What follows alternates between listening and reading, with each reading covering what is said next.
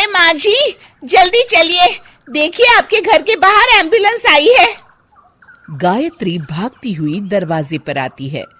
तभी उसकी बहू चांदनी को एम्बुलेंस से बाहर लाया जाता है। हे भगवान, ये मेरी बहू को क्या हो गया? एक्सीडेंट हो गया माँ जी। अरे लेकिन ये कैसा एक्सीडेंट है?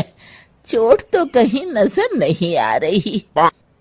अरे माँ जी, दिमाग में अंदरूनी चोट लगी है और ये अपनी याददाश्त खो बैठी है। हैं? मेरी बहू याददाश्त खो बैठी है, अब क्या होगा?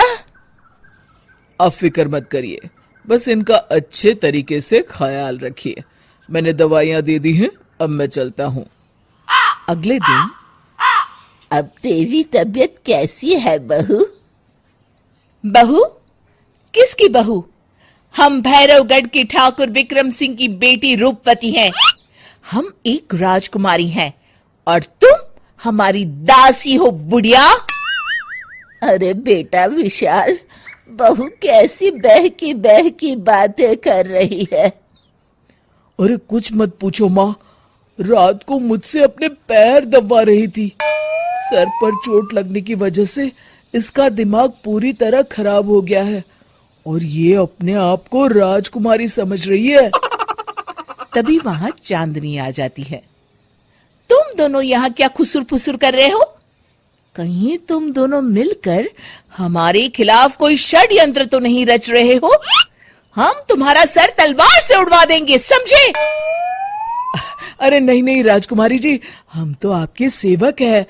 भला हमारी इतनी हिम्मत। कहिए, आपने यहाँ हॉल में आने का कष्ट कैसे किया? हमें बहुत भूख लगी है।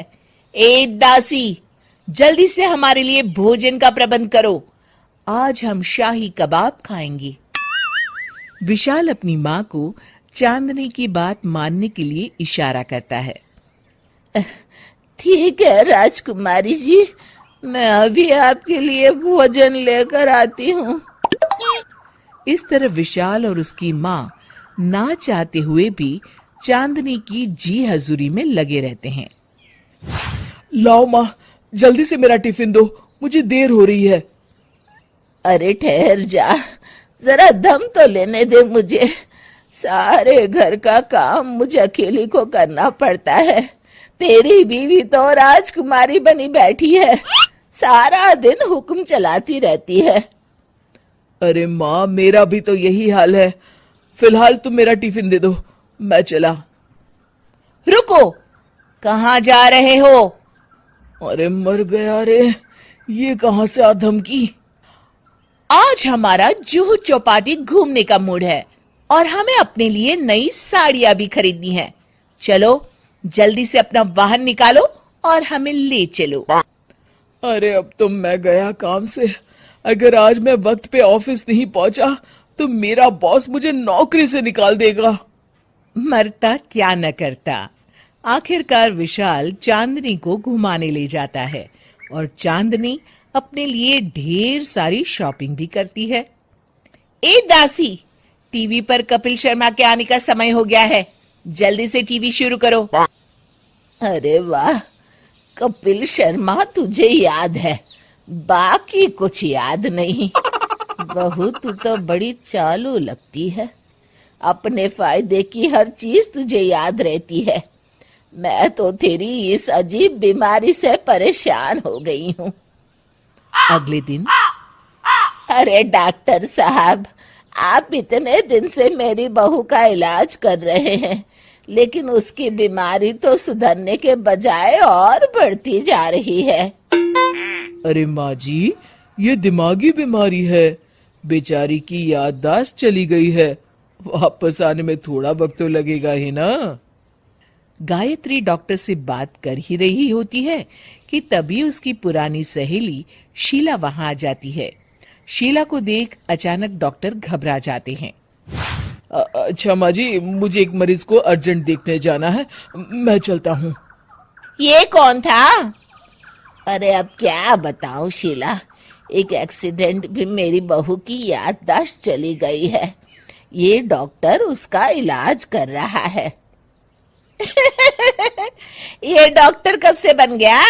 अरे ये तो चमन पान वाले का लड़का है, सारा दिन नौटंकी करता रहता है। अच्छा तो ये बात है, अब मैं समझी। मेरी बहू और ये पान वाले का लड़का दोनों मिलकर मुझे बेवकूफ बना रहे थे। चल तू मेरे साथ। गायत्री शीला को एक बड़ा सा डंडा हाथ में देकर अपनी बहू चांदनी के कमरे में ले जाती है। बहू, ये मेरी सहेली है, एक डॉक्टर है। इसने तेरे जैसे न जाने कितनों का इलाज 2 मिनट में कर दिया है। इसका कहना है कि सर पर जहाँ चोट लगी हो, अगर उसी जगह दोबारा किसी बड़े डंडे से जोर से मारा जाए तो मरीज की याददाश्त वापस आ जाती है। देख, हम डंडा भी लाए हैं। अपनी सास की बातें सुनकर और हाथ में बड़ा डंडा देख चांदनी घबरा जाती है। अरे बाप रे, मैं तो फंस गई। इस डंडे की एक बार की वार से ही मैं तो चारों खाने चित हो जाऊंगी। अब क्या करूं, क्या करूं, क्या करूं? लेकिन गायत्री, डंडा सर पर ठीक उसी जगह लगना चाहिए जहाँ चोट लगी है। अरे तू चिंता मत कर, 2-4 बार मारूंगी तो एक बार तो सही जगह लग ही जाएगा ना। चल बहू, तैयार हो जा। अरे नहीं नहीं माँ जी, मुझे मत मारिए। दरअसल घर के काम करने से बचने के लिए मैंने ये सब नाटक किया था। मुझे माफ कर दीजिए, मैं कान पकड़ती हूँ। दोबारा ऐसी गलती कभी नहीं करूंगी।